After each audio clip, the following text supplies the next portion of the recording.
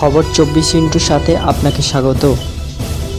নতুন নতুন খবর জানার জন্য আমাদের চ্যানেলে চোখ রাখুন।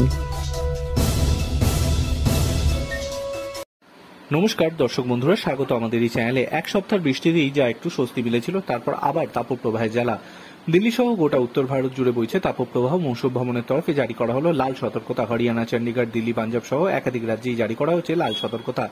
পাশাপাশি কমলা সতর্কতাও জারি করা হয়েছে বিভিন্ন রাজ্যে। রবিবার সকালে মৌসুম ভবনের তরফে প্রকাশিত বুলেটিনে জানানো হয়েছে আগামী 4 দিন কাঠফাটা গরম থাকবে উত্তর পশ্চিম ভারত জুড়ে। হরিয়ানা, চণ্ডীগড়, দিল্লি, পাঞ্জাব, পশ্চিম রাজস্থানে লাল সতর্কতা জারি হয়েছে। উত্তরপ্রদেশ এবং পূর্ব রাজস্থানে জারি করা হয়েছে কমলা সতর্কতা। আগামী কয়েকদিন গোয়া এবং পশ্চিমবঙ্গে সর্বাধিক আর্দ্রতা থাকবে। শুধুমাত্র দিল্লি এবং উত্তরের সংলগ্ন রাজ্যগুলিই নয়, হিমাচল প্রদেশেও তাপপ্রবাহ জারি থাকবে। তাপমাত্রা স্বাভাবিক তুলনায় 2 থেকে 6 ডিগ্রি পর্যন্ত বাড়তে পারে। আগামী 24 ঘন্টায় উনা, বিলাসপুর, হামিরপুর, সোলান, কাংড়া, সিমলা সহ একাধিক জেলায় তাপপ্রবাহ জারি থাকবে। শনিবার দিল্লি, পাঞ্জাব, হরিয়ানা, উত্তরপ্রদেশ, মধ্যপ্রদেশ, গুজরাটের কমপক্ষে 20টি জায়গায় সর্বাধিক তাপমাত্রা 45 ডিগ্রির বেশি ছিল।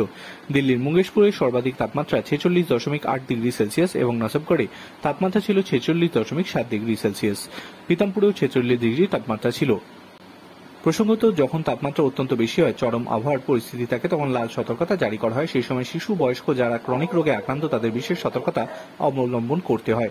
মৌসুম ভবনের তরফে বৃষ্টিপাতেরও পূর্বাভাস দেওয়া হয়েছে। আগামী 23 মে পর্যন্ত ভারী থেকে অতি ভারী বৃষ্টিপাত হতে পারে দক্ষিণ ভারতের উপকূলবর্তী এলাকাগুলিতে। 19 মে থেকে 21 মে পর্যন্ত অতি ভারী বৃষ্টিপাতের সম্ভাবনা রয়েছে। বিক্ষিপ্তভাবে ভারী বৃষ্টিপাত হতে পারে তামিলনাড়ু, পুদুচেরি, কেরল এবং মাহেতে। কর্ণাটকের দক্ষিণেও আগামীকাল পর্যন্ত ভারী বৃষ্টির পূর্বাভাস দেওয়া হয়েছে। Bureau report,